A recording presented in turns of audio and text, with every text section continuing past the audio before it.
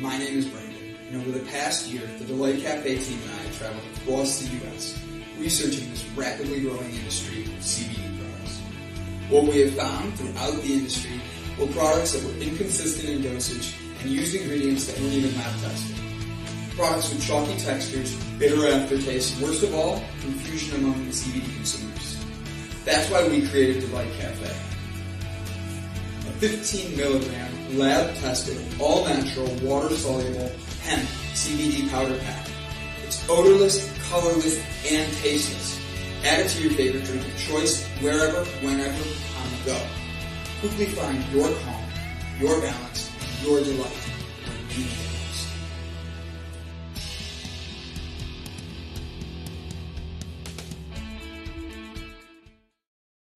Well, hey, y'all. Guess who's back? It's another Thursday installment of the Victor Tango Show. What's up to all my brothers and sisters out there? Just wanted to check in with you this evening, see how we're doing. I'm so excited about tonight's show. You guys can't even believe what we're going to do tonight. I hope that you're having a glass of something special. I just got coffee tonight. I got a kid concert to go to tonight, little band action.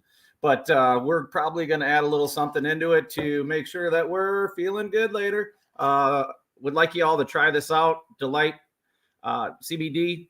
This stuff is wonderful. And the first guest that I'm going to bring on, this is a great segue to that, is the gentleman who is behind this wonderful and special ingredient that we use, CBD. From Delight. His name is Brandon Croucher. Brandon, come on in here. What's up with you, brother?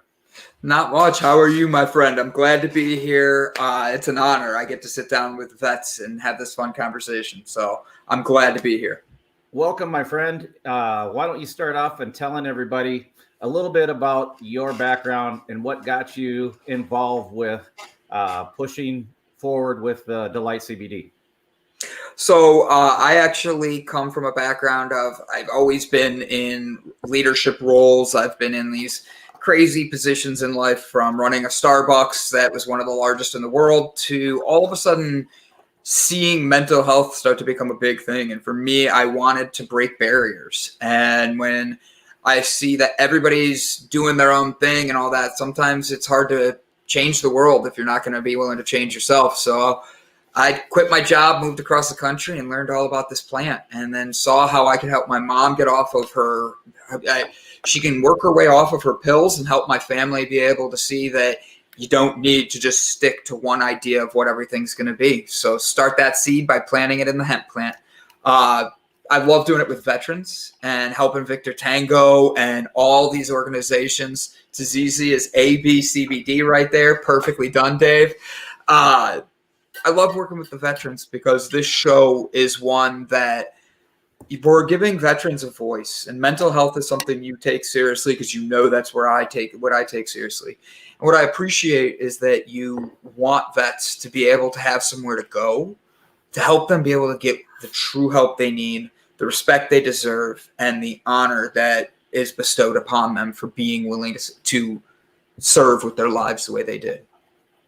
You know, one of the things that's interesting, and I find it interesting that people don't understand this, is that every veteran who has served our country, no matter what branch of service they have chosen to serve in, they did at one time sign a check over to the United States government up into including their life with that contract. What does that mean? That we were willing to lose our life for the freedoms of this country. So yes, we're a proud group. Yes, we have struggles. Yes, we do want to be the people that are in the front because we were in the front. And these are the people that definitely need the help when it comes to that. So Brandon, what got you interested in meeting me and getting into this Victor Tango part of this show? So the thing is, I have never been a vet, and I being honest, I don't have the cojones that you guys have to go into battle like that. Like, I would have had to been in, like, I think you guys would say the Air Force or something like that. That way they put me like logistics. But just kidding. I'm learning all the fun lingo you guys do.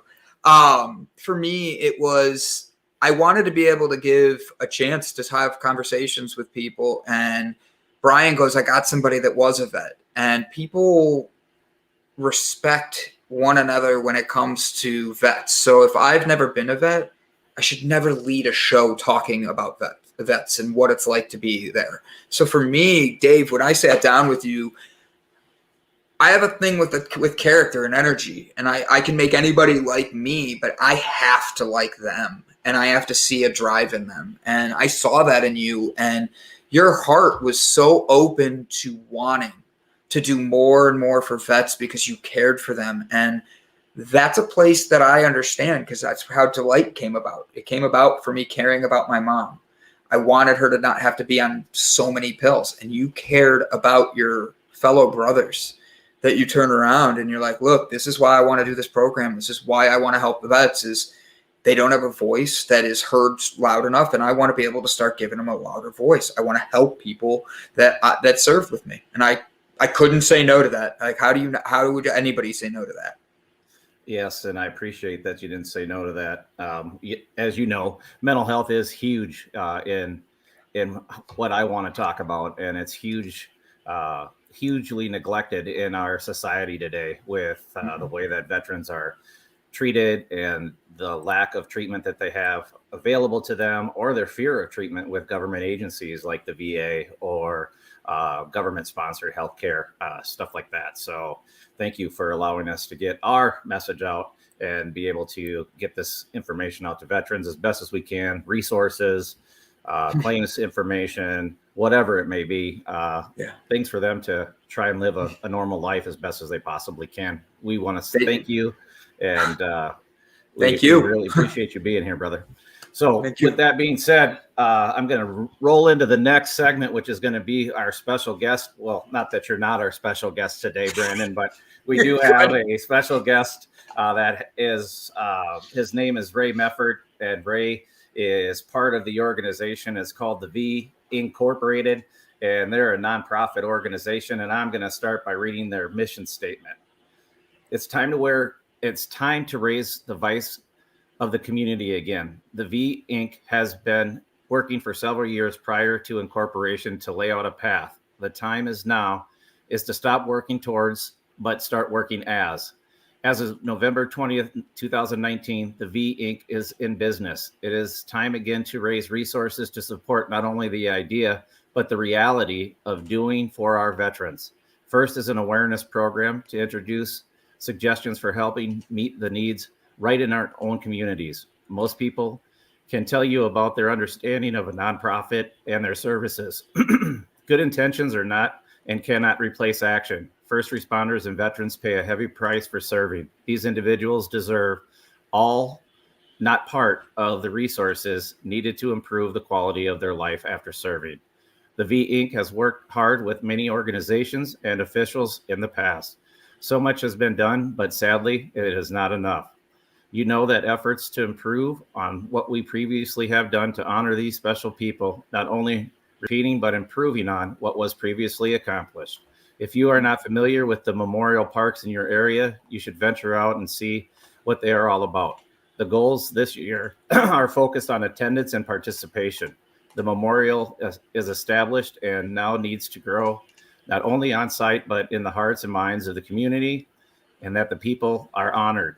Not only is this done by placing of monuments, placards, memorial bricks, and flags, but by the participation of the whole community. The event and fundraising committee this year is coming up with some great ideas. We do need suggestions from the community on how to make these events the best yet and set bar so future events and fundraising can continue to grow and build community commitment back and be responsible first with local resources. Supporting the people that protect us and their families should be not only acknowledged, but also appreciated. This is planning for the future and accepting responsibility for not only our home base, but also nationally, as we remember those that gave us a chance to make better lives for everyone, starting in small towns across this nation and those away from home. The V Inc. is a 501c3 nonprofit and is the energy behind this and many other efforts which are starting to grow with our communities. taking back which we had not even known we had lost, starting with these towns and people uniting on what is needed and matters to them, things that were taken from communities but given up for a promise that never came. Community resources went to big projects, and reports say the programs are successful. Are they? Look in your community and ask those that are in need. I challenge the effectiveness of our community that becomes disconnected from lack of participation. What do you know about your community? No matter if you have lived there all your life or moved in recent years, the person sitting next to you might know someone or something about your community that you either did not realize, or you may learn something interesting right in your backyard history. In conclusion, ask, what can you do for your community that I am not, and what can I do? Realize you have the ability and power to change lives in your own neighborhoods, uniting neighbors and building communities that have the resources. Money is not the only answer, although it is one way to support. It is so rewarding to give time. With any monetary donation, when you get something for nothing, it maintains no value. If you receive something of value, you should cherish it forever. Life is precious. Giving it up in any capacity for others is priceless. Give not only of your money, but give of your time. It is the best way to honor those that gave it all. This year, we expect a great return on our efforts with your community rallying around the V's resources. This is making of a great day for those who are supporting us. Wow, that is wordy, but Sorry, I'm not laughing at your reaction, your face. That's right. So here, let me bring on Ray Mefford. Ray, are you here? Yeah, there you are. There I am. There we go.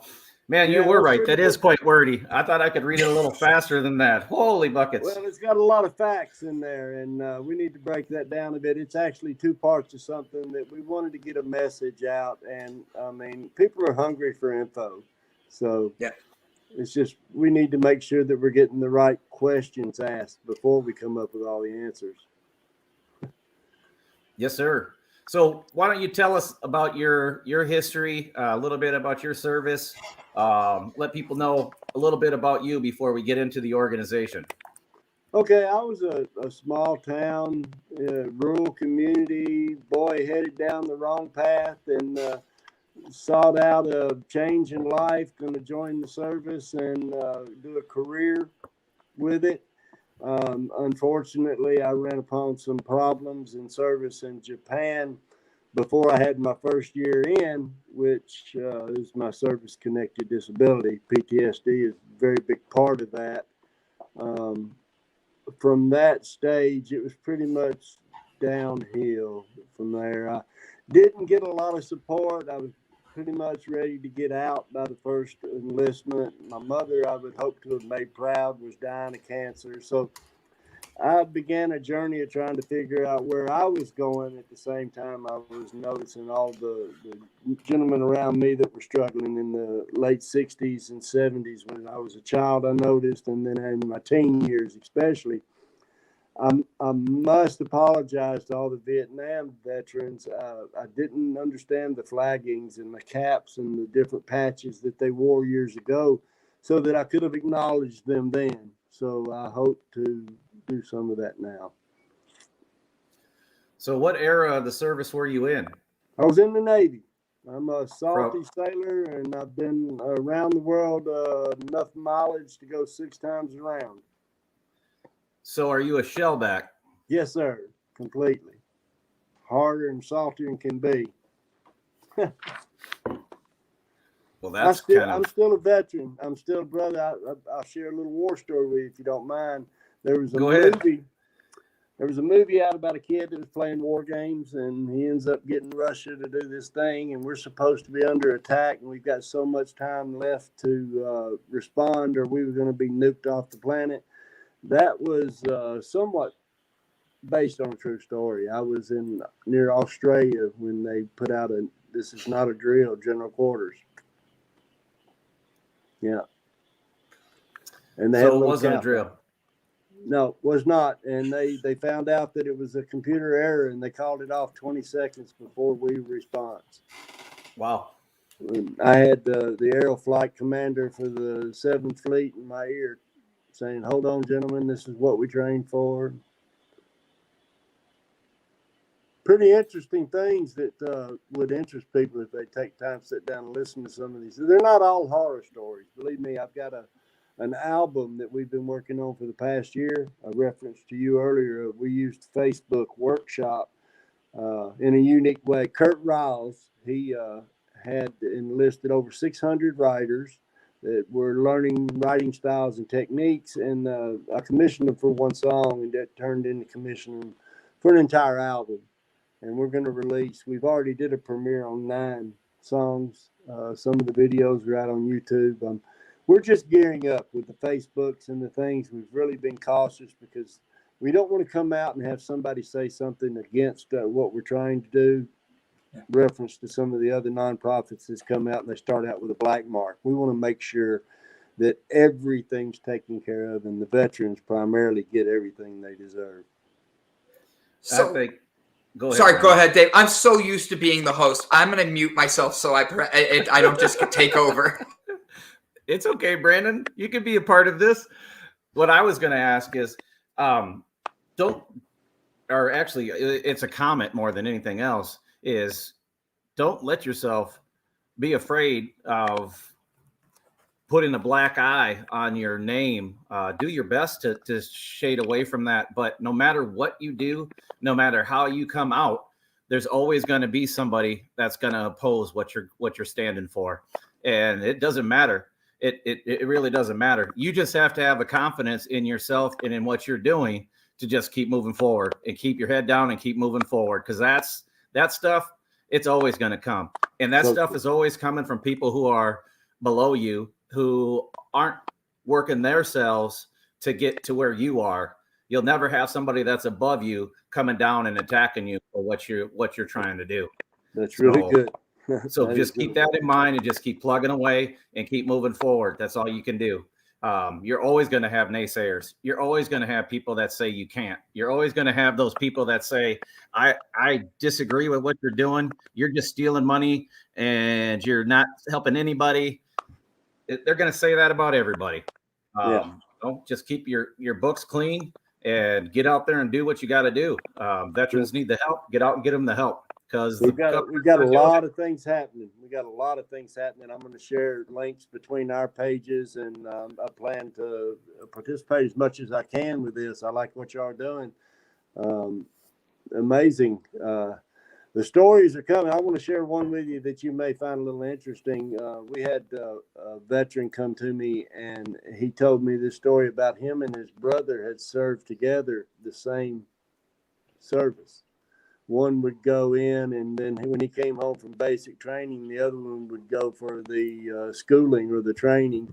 And when he came home they were going to new locations. So by the time the enlistment was up, they had both served, I think it was a period of 4 years with one discharge. Pretty amazing stories. People that would get offered, that back when they were bringing them in at the end of Vietnam for 2 years, they would tell them, okay, we're pulling out of Vietnam and you've only spent a year. Tell you what, if you go home and we'll just cut it clean, you won't get any benefits or nothing, but you don't have to come back. And some of them guys were like, shoot, yeah, I don't want to get back in that jungle. I'll take it. But now they've got exposure to Agent Orange and things like that they need help with and have no benefits. So those are the type of things we're trying to break those barriers down. We know a lot more now than we knew then. Yep. So let me ask you, I wasn't going to hold back. How do you plan to actually help the guys that are dealing with things like you just said it. I don't want to say, what is it called? Orange? Agent Orange. It is Asian Orange. I thought I sounded so racist if I said it. I'm like, somebody's going to say I'm being racist. Like, I don't want to say Asian and have it be wrong. So I was trying to be cautious. I'm not. Go ahead and be racist against Agent Orange because it's a pesticide that kills. Yeah. Yeah. It wasn't good. What they did with it was not good. Not good at all. There ain't no fingers to point and nobody fix it. That's all we can say, though. Ask for the help. It is cancer, and it is people that are dying from it. And we definitely need to wake up to all these how many different types of cancer comes from that they don't even know. So many. And how many times? The black water where they had their feet were, turning black because of the conditions of their feet. They'd stand in water a lot of times, and those boots weren't made for walking. Sorry, I know that's not supposed to be funny, but all I heard was the song go through my head at that same time. Like, I'm picturing a bunch of Marines in like high heels going like, these boots aren't made for walking, and that's not what you want to picture right now. No, that's okay though. We cover our pain with humor. A lot of times you'll notice that we'll spark up a conversation and bring light subject matter to the topic. That was an attempt to speak out in subject that wasn't kindly to most people. But the little kids listened to their grandfathers. It was amazing how that they could relieve themselves through 2 generations down. Their sons couldn't hear it, but their grandkids sure listened. That's awesome.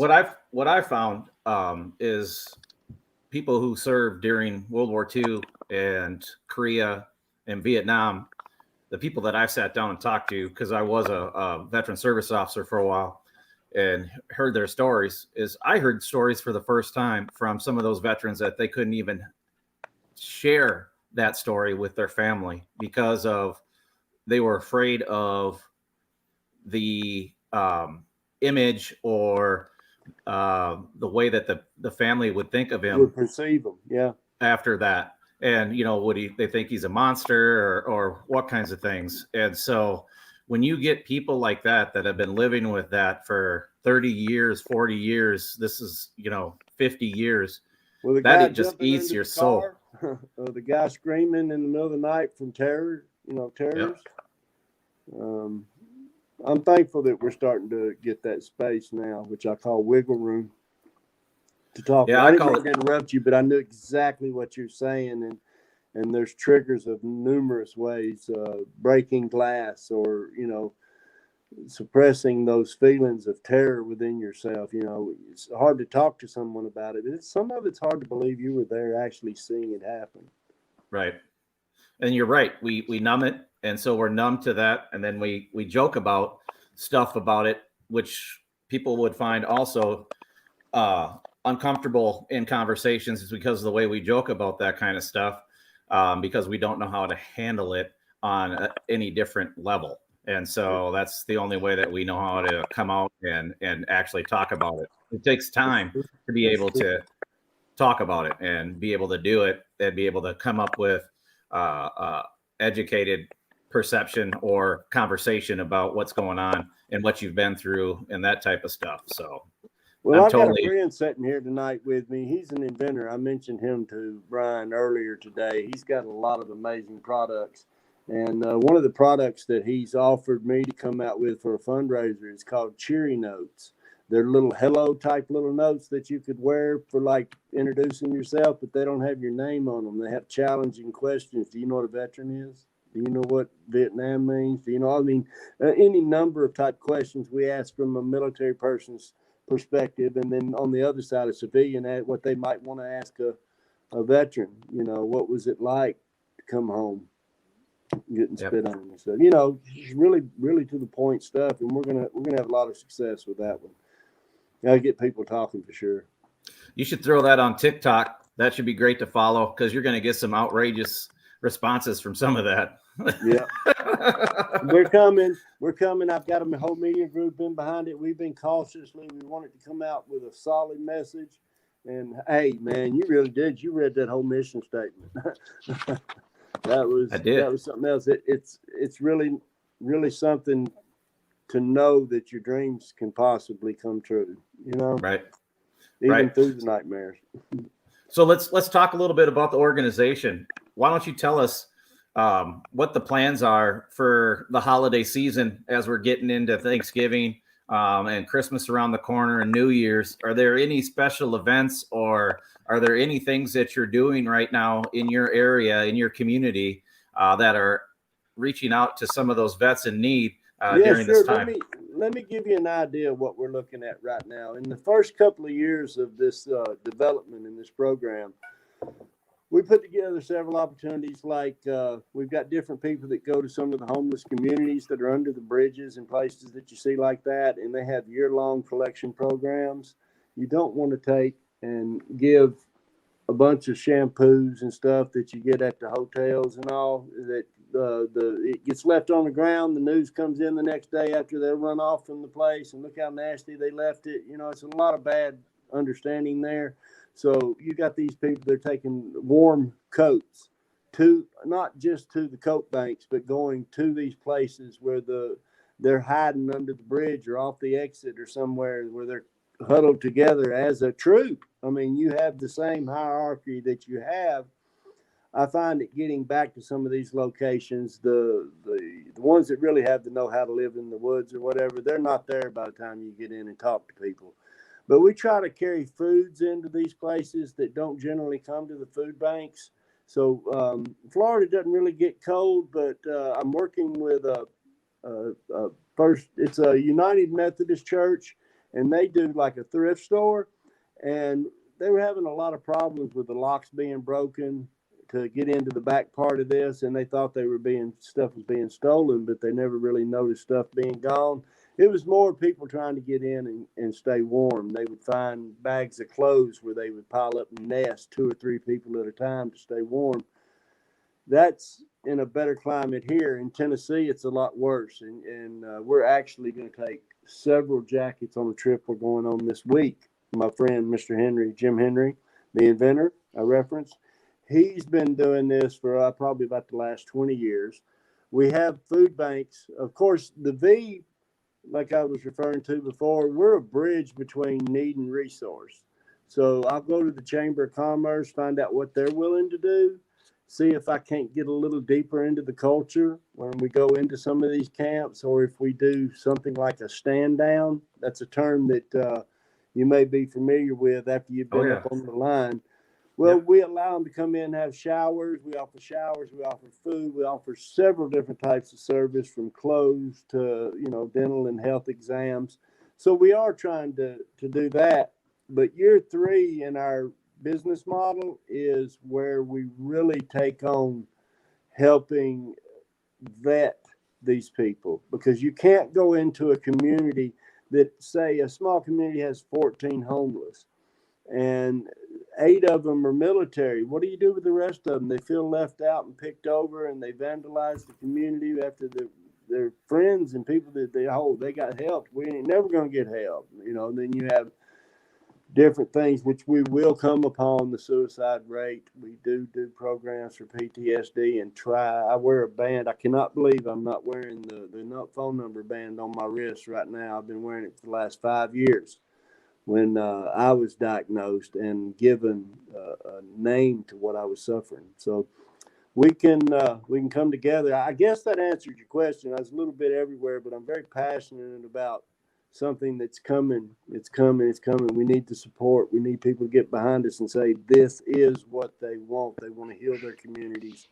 They want to acknowledge the price that was paid. In a lot of these communities, they don't even know brothers and sisters of people that they know. The stories aren't being told, so we need to become aware and have ceremonies and get back to. We had a thing called Hillbilly Day Parade where they would just all gather up and we go to school and everybody dress up like a hillbilly. We rode mules down the street. We just did a lot of activities in the community, and I think that's healing. Ray, I've got a question for you. Since you do go into these homeless areas on a frequent basis, Is there any, what is the predominant age for a homeless veteran? And I'm sure you've talked to a lot of them. What is their story on how they became homeless? Why are they living out there like that and not trying to, get into a shelter or whatever? Well, that's a good question. Hey, Ray, hold on a sec before you answer that. Hey, everybody, look who stopped in to say hi. It's Brian. All right, go ahead. You can answer now. No, well, really, when you look at it, you're taking 18 million homeless veterans and you whittle them down. We just lost World War II. Of course, there was a lot of family base behind our World War II veterans.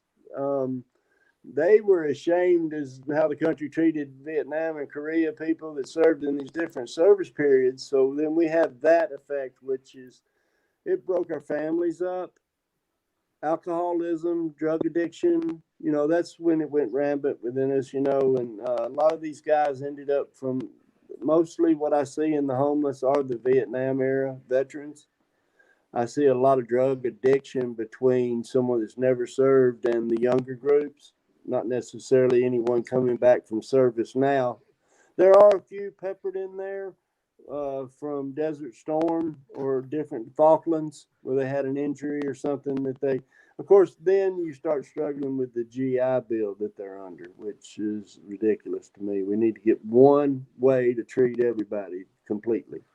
Treat them completely. Did I answer the question? I'm kind of passionate about these things, but I would say predominantly it would be 55 to 65 and somewhere around the age of 30 for the young women more. I don't understand that. So I have to ask, with that age bracket, are you noticing anything with the people that I was having a conversation about veteran suicide rate the other day on air, and the conversation was going about how the saddest part about it is the ones that have the highest rate are the ones that have a hard time finding a job when they come back.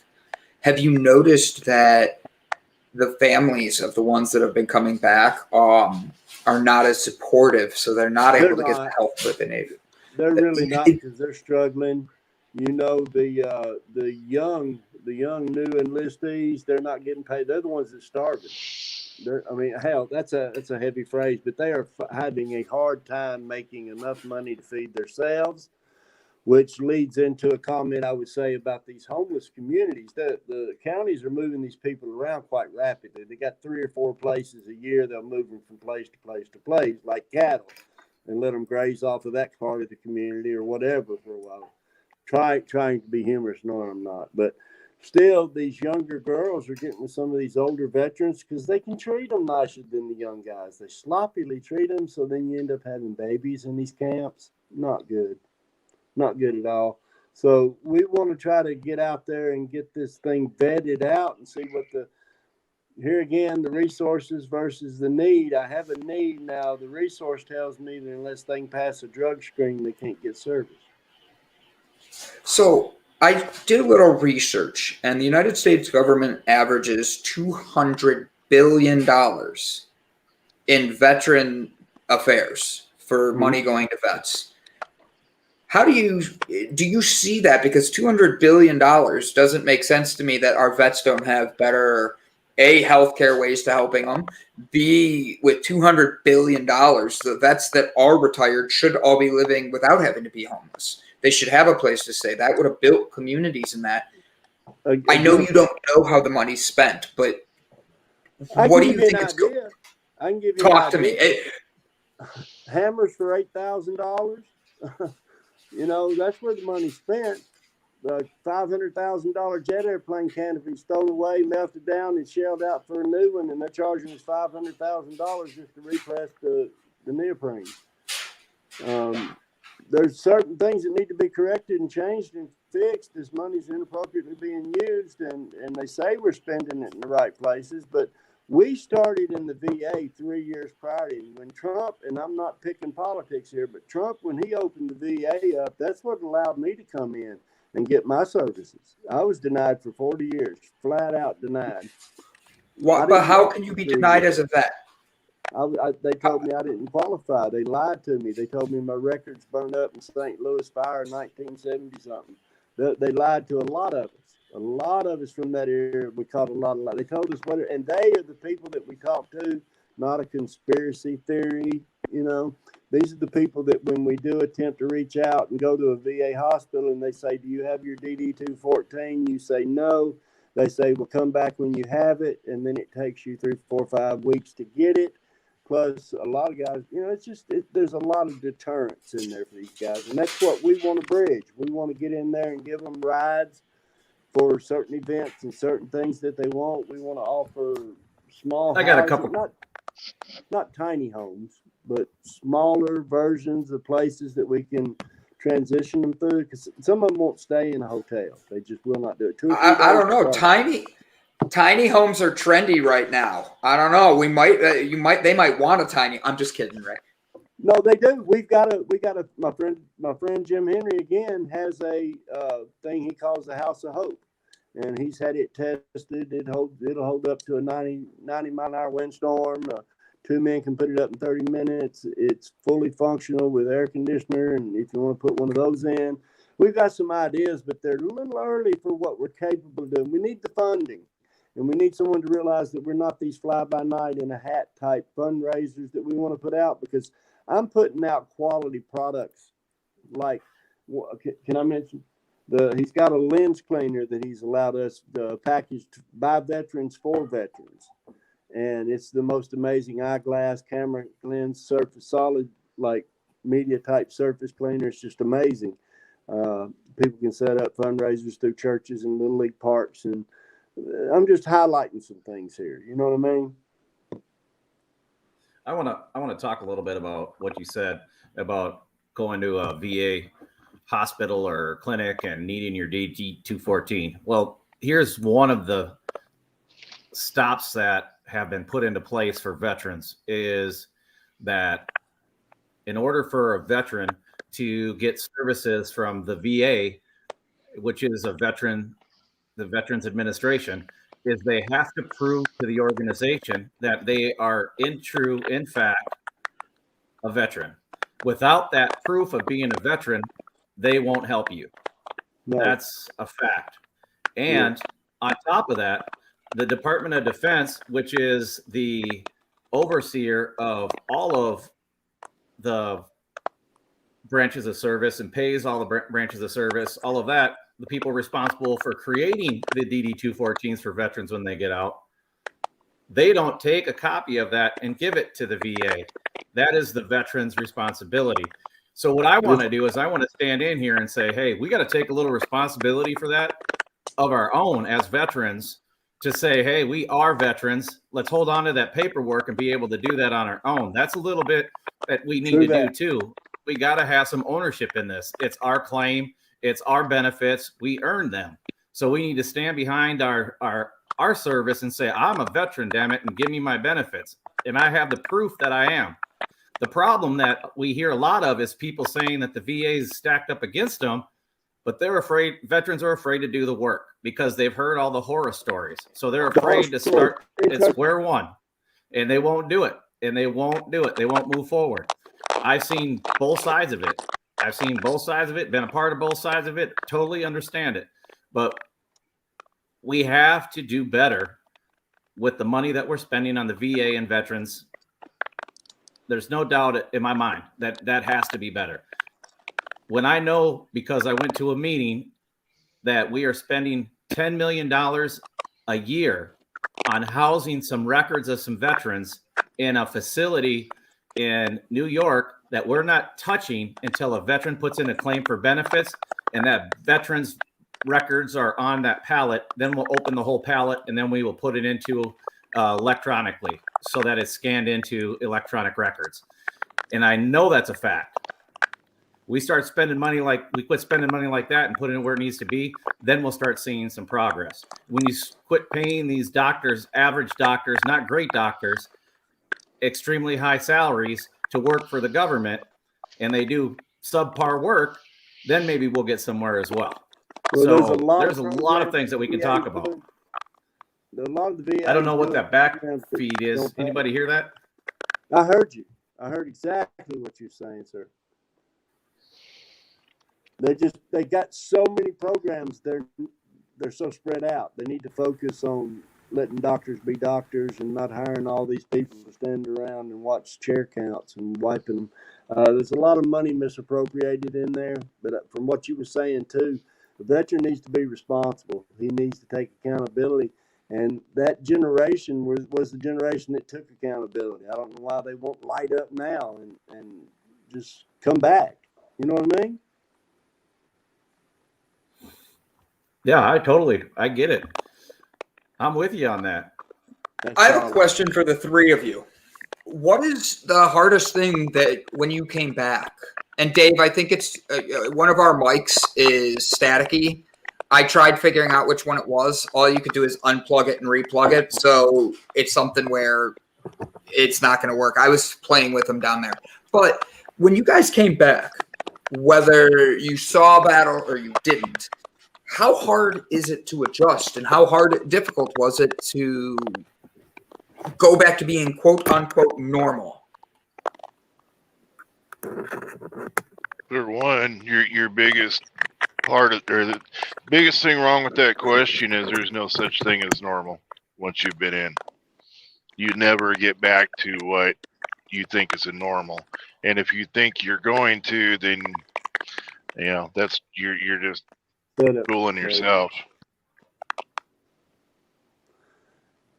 I sat in a waiting area one time, and I'll leave y'all with this story. I won't just keep boring you with war stories, but a guy told me if somebody listened to his stories, he'd tell them, so I promised to tell them. But sat in the waiting area waiting. One of them talked about him being a diver and seeing floaters, and the other one plush carpet in the admiral's office. Totally different service period, same time, Vietnam. But they really didn't have nothing to talk about. And the other gentlemen in the room, they were somewhere in that fold. They had served or had someone that served or whatever. And they were just listening. And the thing came down to where you could tell there was no interest. And the guy told him, well, I'm writing a book. And, of course, the guy says, the one from the office job says, oh, yeah, what's it about? And the guy said, you ever see that show MASH? And he says, yeah, with Alan Alda. He says, yeah. He said, just like that, but not martinis, marijuana.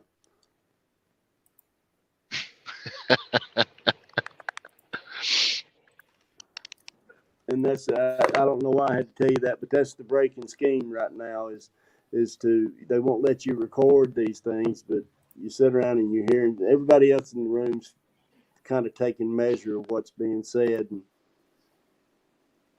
so here's a question I saw in the comments that I want to address. What is a DD-214? I usually do a pretty good job of explaining what these things are. A DD-214 is your discharge document from the Department of Defense. What it states is, on this document, it states the years you were in, what type of awards you were given, what units you were attached to. All that type of information is on this document. So when you are given that document, when you are being released from the military, they make it clear that this is a very important document and that you should take good care of this document when you get out of the service, because it's your key to Veterans Affairs. It's your key to the VA home loan, because you're going to need it for the VA home loan. It's for education. You're going to need it because every one of those things, it also shows if you contributed for your GI Bill for your education. All this type of stuff comes with it. So it's a very important document that everybody should have. And actually, you only get it if you actually have active duty service that is outside of training. So what does that mean? That means that you have to have served actively outside of training for more than a 6-month period of time for you to actually receive a DD-214.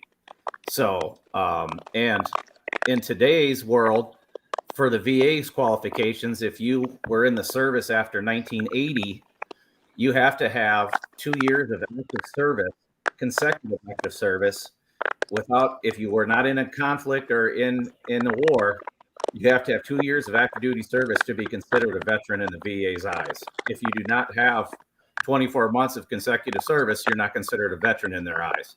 Before 1980, you only had to have 90 days of consecutive service, and only one of those had to be during a war or a conflict, and you would be considered a veteran. So those policies change over years, and they're adapted over years. And the only things that trump that are wars that cause you to be qualified as a veteran if you serve during a wartime. well, that's really good information right there. That's the stuff everybody needs to know. That is some good information.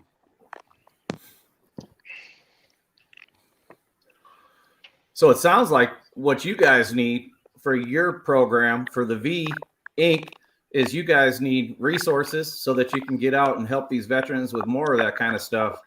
When you do a stand down, let me explain what a stand down is to some of these guys. A stand down is where you get a bunch of organizations together or a bunch of volunteers together to offer up a whole bunch of different services for veterans, for homeless veterans to come to, where they can collect under one roof a lot of things, whether it be food, whether it be clothing, whether it be a haircut and a shave, whether it be somebody start a claim for them, a shower, all of this stuff. All of this is what's offered in the stand down. And so when a veteran comes to that, they get all of that held in one day, or it's a couple of days that they can come and do that. So that they can get socks, they can get warm coats, they can get all that kind of stuff for themselves, and then get information about benefits and things too while they're there. And so it sounds like when you guys do that kind of stuff, you're doing the right thing, but it's getting back out there and just revisiting with them and trying to get them out of the mindset of being where they're at and getting into housing and stuff like that. Is that right, Ray?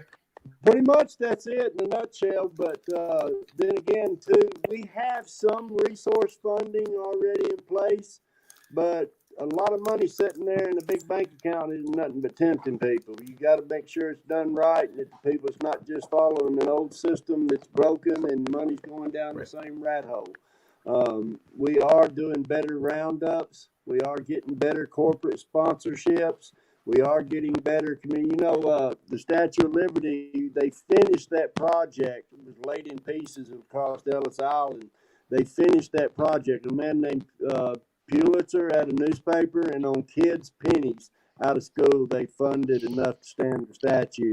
We're in a grassroots program, so we want to bring the communities on. So I'm looking at, you know, so much money to open my office in each community that will step up through, whether it be their American Legion, their VFW, or any group of veterans. A lot of this hand service veteran stuff still out there, from one veteran's hand to another. We call themselves the Comanches or the Apaches. There's certain groups like that, you know, that do the ceremonial services with their bikes when someone passes and doesn't have a large family. So we try to stay close to those connections too. Make sure color guard is offered at different type of events within the community. So we want to focus on community, not as much as bringing a lot of outside money into the community with flash. We want to see what the community will step up and do for their homeless and for their veterans and for their educating and making situations again for the children to get out from under this challenge of right and wrong. What's right and what's wrong? Morality. What's right and what's wrong? You know, throw rocks or help the lady across.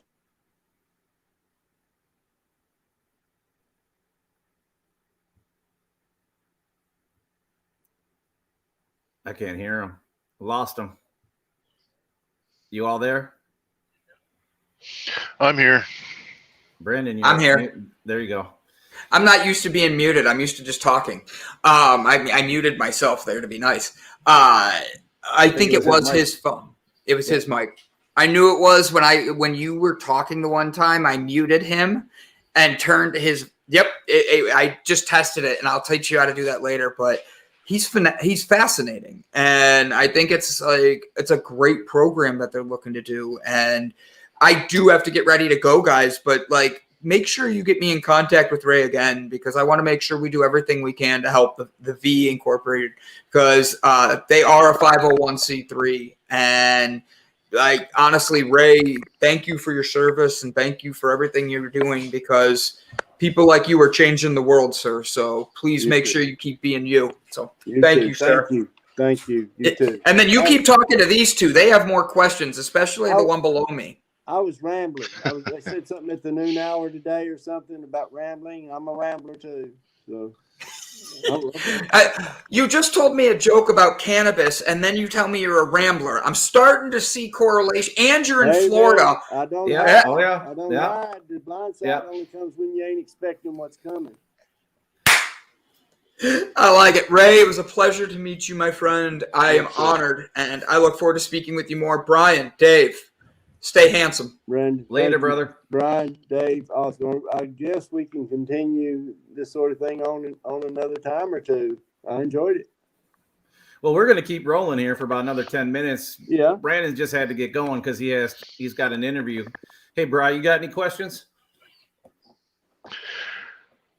Yeah. Do you have any specific events or, like, during the summer or whatever, are there any kind of specific events that you're planning on doing where you are going to have fundraisers and things, something where maybe, if we had someone like myself or Dave or Brandon that was free would be able to come to it and kind of join forces that way?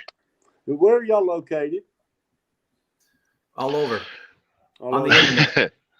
I'm actually dealing with some people now out through Texas, Arkansas, Oklahoma, and Tennessee, and we're talking about doing a southeastern kind of a tour kick for this album.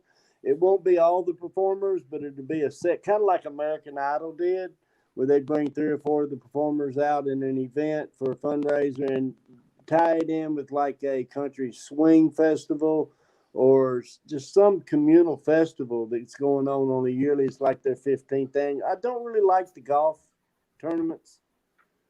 I don't play golf, so that really doesn't intrigue me, but we can. Oh, you just lost some points, my friend. You just lost some points. No, I actually have some really good friends that play golf, but I just, from my back the way it is, I just never was able to turn the club. So I'll tow the bag. I've done that for a few famous people, and I've actually got a little idea for how to pick up the putting balls when you got them all scattered out with a little thin cylinder. Pop, pop, pop, pop, pop, put them in your bag and you're gone. But yeah, man, that's a story. Yeah, so if you have dates on a calendar or anything like that, you could send that information to us at victortangoshow@gmail.com. We would like to try and get out to some of this stuff and be part of the presence, maybe even do a live show from it, Awesome. and get people involved, that kind of stuff. But I live in Minnesota. That's where my house is. Mm-hmm. Brian's over the road trucker, so his house is Where's Texas. Where's it at now? Right at the moment, it's in Illinois. Okay. That's really good, Dan Brian. I got a friend of mine that's been pushing a truck. I helped him get a lot of his loads, and he would run California and back 2 times a week. I don't know how he did it. He had a bunch of training drivers. Yeah, I'll be in Oregon Monday. So. Wow. It's going to be cold up there, I'm sure. Hey, gentlemen, I would like to let you know that the Kurt Riles Songwriters Workshop is the ones responsible for helping me get this album out, which we are going to take to the Secretary of State and have it put into the Library of Congress. A lot of firsts here, never been done before, and we're going to give it to the veterans as an alm or whatever they want to term it. When we get there, we're going to see the head of the Secretary of Defense. I believe he's the VA guy now you got to talk to. And we're looking towards the first of the year to really pull off some things. But with Kurt Ryle in this workshop, they really showed me how a group of voices can get together and speak on a topic like this. And you wait until you get a chance to hear. Brian, I will try to get you some stuff out, at least some of the song stuff we released in the premiere, and also maybe a link to a couple of videos that are already being played out there, and give you a taste of what we're going to do. After the first year, we're looking to try to release 1 song and a video a month in honor of veterans, and have a competition, like people send their stuff in through a monthly site, and each month we choose a song and video to sponsor for a veteran or whoever it may be. And that's another fundraiser we're fixing to kick off first of the year. It's phenomenal. It's phenomenal what you can do when you take corporate America and get them to really seriously thinking about their communities. That's outstanding, and message me later on Messenger, because I've got a gentleman I'd like to send your way that you might be interested in doing something like this with too. Yes, I'm leaving at 4 a.m. Over the road myself. Me and Mr. Henry, we're going to work on some stuff about this music in Tennessee this coming weekend, which is my birthday, by the way. I'll be 60. Had to put Well, that in happy there. birthday. Thank Happy you. birthday. Anyway, it's all good, man, and we will definitely do something of this nature again. Definitely, for sure. I'm trying to look at the time here. We still got about 5 minutes, don't we? Yep, got about 5 minutes. So this is where we kind of wind down the show.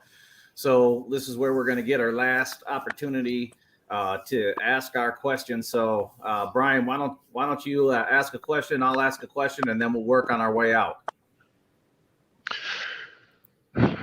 What kind of things do you recommend if someone, well, what kind of advice do you have for someone that wants to go directly to a homeless camp and try and find veterans that they can help with, whether it's warm coats or whatever? What kind of advice would you give someone that wants to do that on how to approach these people? Man, I'd do just what you said. I would walk up in there and I would approach someone and tell them I've got a good heart for you, and I'm not only looking for veterans, although, you know, I'm a veteran and that's where I'm coming from, but I would give them the donation to them, whatever, like the coats, and suggest, you know, that there were better places than they used to. I wouldn't try to correct them or make them feel like we're going to change them, or, you know, judging their lifestyle or their condition. You know, I'd like to a lot of times stop by a veteran at a truck stop. You'll see him located up around the ice machine. I'll pull up a stump next to him and go to talking. It takes a minute to break the ice, but once you do, man, that's where it's rewarding. You know, it's not just about what you can give them, you know. Yeah. So I hope I answered that question. Yeah. I think you did. Just treat them like you'd want to be treated, you know. Right. And do have veteran in your mouth as many times a day as you can. Veteran service, veteran needs, veterans, because they're our primary. They're going to heal the country to the best it can be healed. So here's my final question. My final question is, what are your needs for your organization at this time? Donations. But we can write receipts to anybody that needs them. Right now, we just need operating funds to a point where we can go out and actually get some of these programs off. I just did a program that put $4,000 back to us through a T-shirt processing. I'm looking for a veteran that can make T-shirts for me. I'll give him a job, and I've got the orders coming in. I don't need a job personally. So I've got things like this hanging right on the edge. But donations allow me to open up some of these projects like the Cheery Notes. Once the funds hit what's needed to produce those, they're going to be one of the hottest things out there to get the word out. You can stick them on something, peel them off months later, stick them on your car, peel it off, stick it. It's vinyl. It don't fade and go away. It's amazing when you get your. I just got to get some built. But other than that, if you want to do something, go to your homeless shelters, and holidays, donate hams or something to help them feed them would be immediately what I do. And take some coats to some people, even if you just take them to the mission and drop them off, or churches. You can still help people through churches, although they become more politicized than anything. Awesome. So what we'd like to do at the end of the show here is we'd like you to give us a parting word of wisdom, whatever it may be. Maybe you could share with us some words of wisdom before you say goodbye this evening. Okay. Love. There's many ways to love, and a genuine love is heartwarming. But the best kind of love you can give a veteran is validation. Validate them in every way you possibly can, because they're so depressed and suppressed. Some self-indulged into it through drugs or whatever. But just love everybody, from the kids to the policemen to the. Right now in this day and age, we really have to show grace and mercy on the people we living in this world with. That's perfect. That's a great advice. Brian, what you got for some advice tonight? I'm going to challenge everyone. You know, we are coming into the holiday seasons, and, you know, not just veterans, but a lot of people that, depression sets in this time of year, especially if you've got any kind of financial issues and have that pressure on you. So I challenge people to just, check on your loved ones, check on, if you know veterans, just reach out to them, say, how are you doing? What can I do for you this over the holidays? Do you have any place to go? It's amazing how many people really don't have a place to go. Yes, sir. And just, like Ray said, just love people and show them they're worthy of being loved. Don't let people that are prone to suffering from holiday depression, don't let them be alone. Don't let them go through it alone. Show them that there's someone out there that cares about them. And just reaching out is that, right? So that they know that somebody's there for them. That's enough to get that olive branch out there and get it started. Hi, buddy. Right? Exactly. Just to get the conversation started. So before I end mine, I'm going to start with this is, folks, tune in next week. Our show next week is going to be, it's going to be changed to the day. It's going to be Wednesday next week. It's going to be the day before Thanksgiving. It's still going to be at 5 o'clock Central, 6 o'clock Eastern time. We will be joining forces with Brandon and the H Show. We'll be combining the two, and we'll be chit-chatting about veteran stuff, and we'll be chit-chatting about positivity. So we'll be in for a real treat with that show, so everybody tune in for that. And then my parting words heading out is, I'm going to piggyback on these guys a little bit by making sure that we check in with the loved ones, make sure we check in with our brothers and sisters that served in the military or are serving, and let them know that we do care about them and that we're here for them, whatever they may be going through. And the other thing I'm going to say is, make sure if you're having a hard time in this current time of year with the holidays and you're finding it hard to get through day to day, reach out and talk to somebody. Contact us at victortangoshow@gmail.com. We'll be happy to sit down and have a conversation with you. As you can see, we like to talk, which is why we have a show. So we have no issues with that, but we're here to help. And if we can help at least one veteran get through this holiday season without having suicidal ideation or putting themselves in a situation like that, we've done a great thing. We've done a great work, and that's what we're here to do. We want to make sure that we're here to help through those situations. On behalf of myself, on behalf of Delight CBD, I would like to thank everybody for being here this evening, and we're out. Hoorah! Hoorah. Hoorah!